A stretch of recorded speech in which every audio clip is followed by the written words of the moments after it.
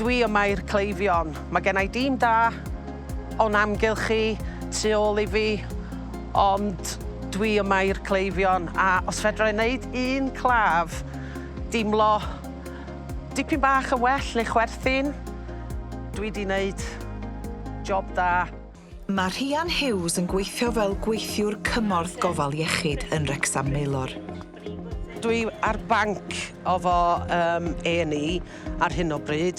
Dwi yn gobeithio mynd llawn amser yna rhywbryd. Nes i'n ymuno ar NHS I fatha neu siŵr fod y shelves yn llawn o bethau. Nes I ymuno I helpu bobl ac I wneud gwahaniaeth gobeithio. Mae pawb yn deud fod yr ysbyty wastad yn orlawn, a mae o, ond da ni delio gyda fo, da ni'n tynnu'n, wel, yn clos fel tîm, a da ni'n gweithio o dan amgylchiadau, wel, swn ni'n deud gwarthus, ond caled. Fel arfer yn endoscopi mae Rhian yn gweithio, ond dim dyna lle mae chalon. Mae gennym ni gentleman newydd yn 6. Mae dynas yma di symud o CDU gyna. Y tric ydi trio peidio gadael i'r cleifion wybod bod pethau'n galed, trwy edrych ar eu hola y gorau gallan nhw. A dyna'n union mae Rhian a'i chydweithiwr Cara yn ei wneud bob tro maen nhw ar yr uned. Yn fama, dwi'n neud siŵr bod, fatha, os di nyrs angen fi dynnu gwaed rhywun, mynd â pobl I X-ray, os dwi angen newid rhywun, neud siŵr bod nhw'n gen nhw beth I fita, beth I yfad. Just fatha basic care, basically, o beth fel a beth maen nhw angen. Just neud siŵr bod pethau up to date a bod gen nhw bob dim maen nhw angen. A fes ti'n licio bod yna o'r senior ta? Dwi di meddwl amdano fo, ond dwi'n enjoyo rôl fi, dwi'n enjoyo hands-on a patient care, dwi'n enjoyo yr ochr yna iddo fo, sort of thing. Dwi di meddwl amdano peth, eich mewn blynyddoedd I ddod, gan I fi ddal digon amser, dwi'n meddwl I feddwl am hynna. Ond dwi'n reit hapus ar y funud. Wel, gan I fe mewn, I weld, ia. Ti'n mewn I weld? Just so. You all right, darling? You okay? Dwi'n edrych ar ôl pob math. A mo fatha diversity, a mo'n gret. Mon. Dwi yn hoffio. Dwi'm yn gweld yn hun yn neud un byd arall. A dwi'm eisiau mynd mewn I nyrsio, achos unwaith da chi'n mynd mewn I nyrsio, dwi'n meddwl bod chi'n colli'r fatha'r y patient contact, achos mae'n lot o gwaith papur a pethau fel yna. Dwi'm eisiau hwnna, dwi eisiau bod fatha on the front line efo'r cleifion, wneud nhw chwerthin, canu ofyn nhw, dawnsio ofyn nhw os rhaid I fi. Dwi'm yn meindio. That's nice and cold, innit? Ges I magu gen y 9, nes I golli mam yn gynnar, a dad, a ddaru 9 magu fi. Nes I wastad dweud fys ni byth yn rhoi 9 mewn care home.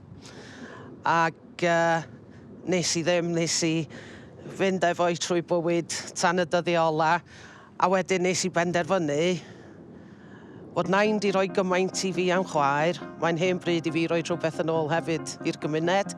Dwi yn hoffio. Yeah, but you just need a bit of help now, don't you? Yeah. You just need a bit of help now, and that's what we're going to do. Give it to you. Tra mae Rhian yn helpu, mae rheolydd safle Tania yn parhau I edrych am wlau. Mae'n ddiwedd. 2 coming from A&E and 1 from next door. Yeah. Lovely.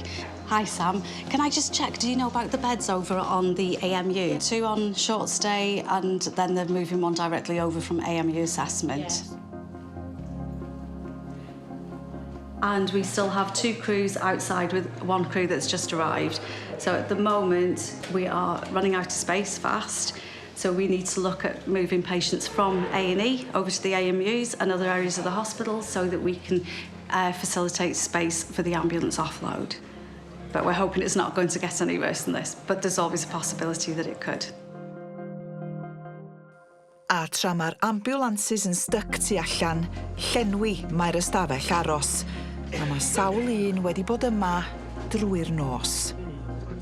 I don't know what has happened to this health service, but I think somebody has got to recommend that the people of Britain stand up and say, look, we want to pay for a decent health service because we're not paying for it. And we shouldn't have this. We shouldn't have this. People should come to hospital and be seen and looked after. They're treated like this. Waiting, waiting, waiting. Not good enough. Ac hyd yn oed ar ôl cael mynedfa i'r adran, di pethau ddim llawer gwell. And I saw a doctor, and she said, I think you better go to A&E. And I've been in A ever since. In this chair for the last 24 hours. Honestly, I don't mind. It's not the hospital's fault. Yeah, it's just one of them things, isn't it? I've got to stop here, wait for a bed. But I feel all right. But I'm not right, if you understand what I mean. I have got no pain at the moment, but I feel as though I've still got that brick pressing on my chest. Mae nyrsio cleifion ar y coridor yn rhywbeth sy'n digwydd yn ddyddiol. Mae'n normal. Ynghyd ag ambulances yn ciwio am hydoedd a stafelloedd aros yn llawn o bobl sâl yn disgwyl am ddyddiau. Dyma ydy'r arfer, a does dim byd yn syni dan mwyach. Mae yna 89 yn A&E ar foment, 90. Mae yna 2 ambulance tu allan, a mae un 'di bod am 2 awr, 3 chwarter. Mae yna ddim lle yn A&E, does yna ddim lle yn y department. Ac mae yna 50 yn aros am gwely medical bed. Mae yna 3 yn aros am surgical bed, 4 yn aros am orthopedic bed. So, in total, mae yna, mae'n te yna, 25 add 4, 29 plus 3, 32. 32 pobl yn aros am gwely yr ysbyty, a mae hwnna'n hanner awr 4. Mae wedi bod fel yna trwy'r ddiwrnod, i fod yn onest. Felly mae'n 5:55 a mae'r uned frys yn llawn eto pnawn yma. Mae gen i lot o bobl yn aros i gael gweld triage ac i bwcio fewn efo'r reception fan hyn, so mae yna lot o bobl jyst tu ôl y drws fan hyn. Yng Nghrombil yr ysbyty mae Tania, sy'n un o'r rheolwyr safle, yn paratoi am noson brysur arall. Peak time will come about 4:35 because then we take over taking GP calls. The wards get busy with tea time, etc. And so we need to just keep our foot on the pedal to keep patients flowing through the system. Ond mae'r adran ddamweiniau yn diosg a didol y cleifion sy'n cyrraedd, dim pawb sy'n cael dod fewn. So weithiau mae yna unigolion yn eistedd wrth i'w ddesg yn fyna yn holi pam bo' unigolion di troi fyny'r uned frys i roed bach o gyfarwyddyd os wrach nid dyma'r lle addas i fod rhag ond bo' 'na rywle arall i gael help. Wedyn, tu ôl hynny wedyn mae'r ddesg i gofrestru. A dyna lle mae rhywun yn cofrestru bod nhw wedi cyrraedd yr ardran os da chi'n cerdded i fewn eich hun, lle, neu efo aelod o'r teulu. A wedyn rownd y ddesg mae'r seddi aros. So dyna lle mae pobl yn aros i gael ei gweld, neu aros i gael triniaeth, neu'n aros i gael rhywle i orwedd neu orffwys, os dyn nhw angen rhywle i orwedd neu orffwys. Fel mae wedi bod yn y Meilor ers blynyddoedd bellach, a mae'n mynd yn waeth. I'r staff sy'n gweithio na, fel rhian sy'n gynorthwydd iechyd ar y banc, does dim ond un rheswm pam. Mae rhaid ni gofio fod nhw'n adeiladu mwy a mwy a mwy a dau, ond di'r ysbyty ddim yn... Diom yn digon fawr i Wrecsam wan, achos city status yn dydi Wrecsam. A di'r ysbyty, dio ddim digon mawr i fatha, wel, mae fama di bod ers, wel, dwi'n gwybod ers bryd, mae di bod ar agor, ond mae'r adeiladau o gwmpas tai, a mae gyd fatha pwysau ar fama, a does na fatha ddim let-up yma o gwbl, ond dwi'n mwynhau o de. Dwi yn licio hwrlwm a bwrlwm. So, yeah. Mae Steve, ar ôl methu gweld ei ddeintydd a'i ddoctor teulu, wedi landio yn yr adran frys, a rwan mae o ar fin gweld rhian. Right, so I need bloods off you. And I also need to put the cannula in, if that's okay. Mae gwyneb Steve wedi chwyddo, a does neb yn siŵr iawn pam. Mae o mewn dipyn o boen, ac mae'n gas ganddo fo nodwyddau. You don't have to look. And I'm quite gentle. Well, I like to think I am. Should have asked the man that's just gone out of here, shouldn't you? What do you need the cannula in for? Obviously for IV antibiotics. Ddari o ddod mewn ac oedd o'n crynu. Ddari yw... Dwi'm yn siŵr os I wraig oedd o fo. I'm his ex-wife.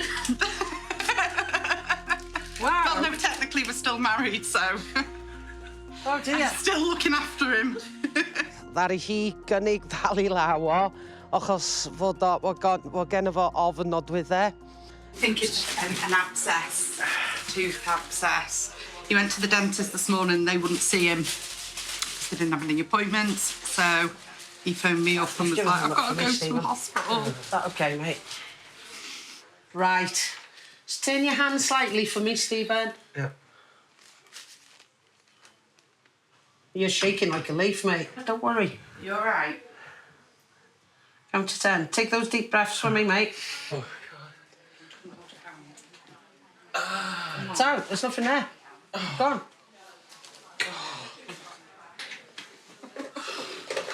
What I'll do, Stephen, I'm just going to take your blood, all right? And then the doctor can cannulate you if that's okay. Ges I llwyddiant wrth gymryd y gwaed, ond wrth trio rhoi y cannula mewn, oedd o'n ysgwyd gymaint, ddari o just ddim gweithio. Ond, chi mo, wneith y doctor rhoi'r cannula mewn. Ah! What? What's the matter? Oh, I thought something else was going in then. It's all right for you. So I'm going to give you an Oscar in a minute, Steve. Honestly. I hadn't even touched you then. Let's get this tourniquet off. Now you've made me lose my tape. Hold that there for me. Put some pressure on it. Are you okay? Yeah. Are you sure? Yeah. You're not going to faint, are you? Don't feel queasy. Take the bar kiss, please. Yeah. Nice to meet you. Oh, thank you. I'd love to say the same. No, I mean, with the... It's all right. I don't take offence.